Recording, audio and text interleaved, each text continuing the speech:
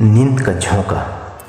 वैभव रोज सुबह देर से उठता, हालांकि अब वह 5वीं कक्षा में आ गया था, पर देर से जागने की आदत उसकी सुधरी नहीं थी।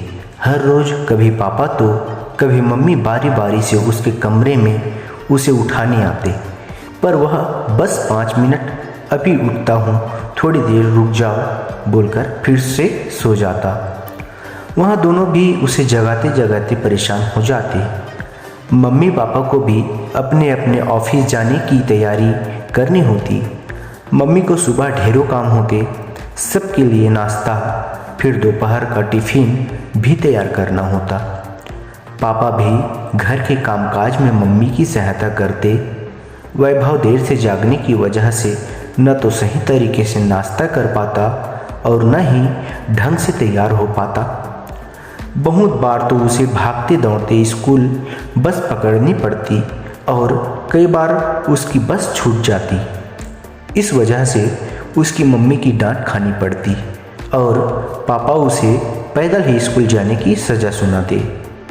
स्कूल देर से पहुंचने पर उसे मैडम की नाराज़गी भी झेलनी पड़ती। पूरे दिन स्कूल में उसका मन नहीं लगता, पर ऐसा कब तक चलता।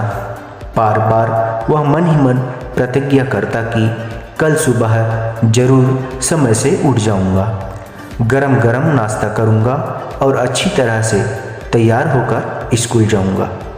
पर नतीजा वही, ढाक के 3 पात। एक दिन जब मम्मी स्कूल से घर आई तो कुछ परेशान थी। उन्होंने बताया कि उन्हें 15 दिन के लिए शिमला जाना होगा। वे बहुत चिंतित थी, पर जाना भी जरूरी था। कैसे होगा ये सोच सोचकर परेशान हो रही थी। वैसे ही परीक्षाएं सिर पर थी। वैसे भी वह कितना लापरवाह है। उसे सुबह जगाना ही एक बहुत बड़ा काम है, फिर स्कूल भेजना, होमवर्क और परीक्षाओं की तैयारी कराना, दूध, खाना पीना, न जाने कितने काम हैं।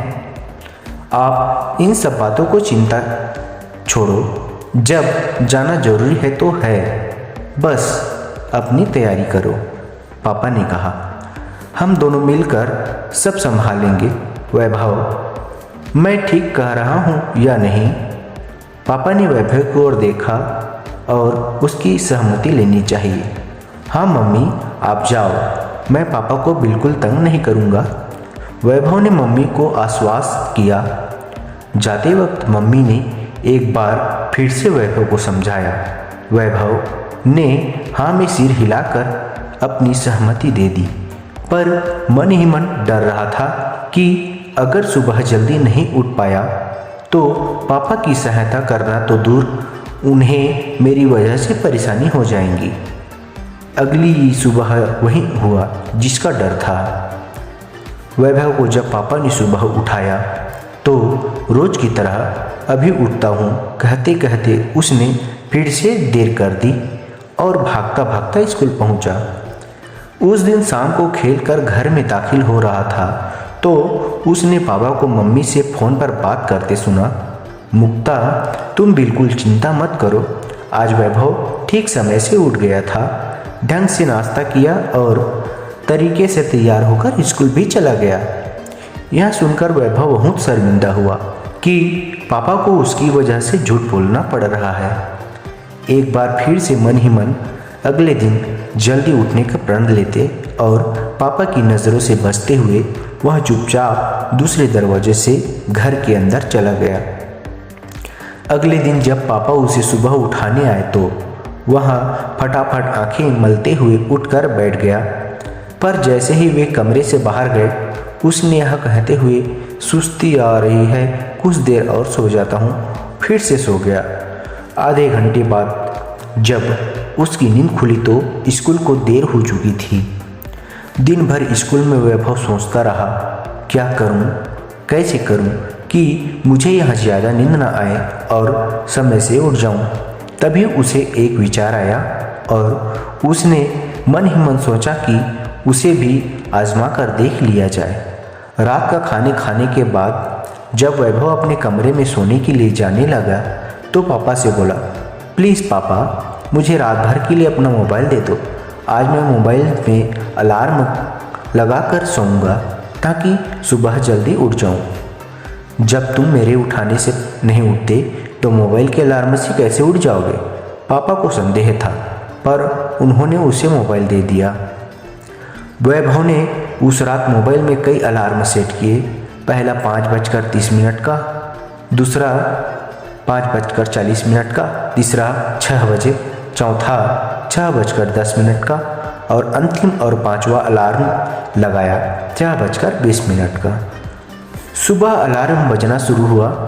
जब पहला अलार्म बजा तो वैभव कोई अच्छा सा सपना देख रहा था। उसे लगा अलार्म उसके मीठे सपने में खलल डाल रहा है, तो उसने झट से उसे बंद कर दिया। थोड़ी देर बाद जब दूसरा अलार्म बजा तो उसने सोचा कि अभी तो आकाश में तारे हैं और दिन निकलने में देरी है, अभी थोड़ी देर और सो सकता हूँ, और फिर सो गया। जब तीसरा अलार्म बजा तो उसने कसकर चादर तान ली। जब चौथा अलार्म कोयल की कूक वाला बजा तो वैभव झट से उठकर बैठ गया कि अब तो पक्षी भी जाग गए हैं, मुझे उठ जाना चाहिए। फिर जब पांचवा अलार्म बजा तो वैभव भागकर नहाने के लिए बाथरूम चला गया और स्कूल के लिए तैयार होने लगा। ठीक 6:30 बजे तैयार होकर वहाँ रसोई में पहुँच गया। पापा उसके लिए नाश्ता बना रहे थे। उन्होंने खुश होकर उसे शाबाशी दी। वैभव ने मुस्कुराते हुए उन्हें पांचों अलार्म के बारे में बताया और उनका मोबाइल उनको लौटाते हुए कहा, पापा आज तो आपको मम्मी से झूठ नहीं बोलनी पड़ेगा ना। शैतान, मम्मी पापा की बातें छिप छिप कर सुनते हो? पापा ने बनावटी गुस्से करते हुए उसके गाल पर हल्की सी चपत लगाई और फिर उसे टिफिन बॉक्स थमाते हुए बोले, माय स्मार्ट सन, अब रोज रात को सोते हुए वक्त मुझसे स्मार्टफोन ले लेना। आज स्कूल जाते हुए वैभव की भी प्रसन्नता का ठिकाना न था। अब वह आलसी और सुस्त नहीं रहा गया। दोस्तों, आपको यह कहानी से क्या सीख मिली हमको कमेंट करके बताइएगा। अगर यह कहानी पसंद आई तो मेरे चैनल को सब्सक्राइब कीजिएगा और बेल आइकन को दबाइएगा। धन्यवाद।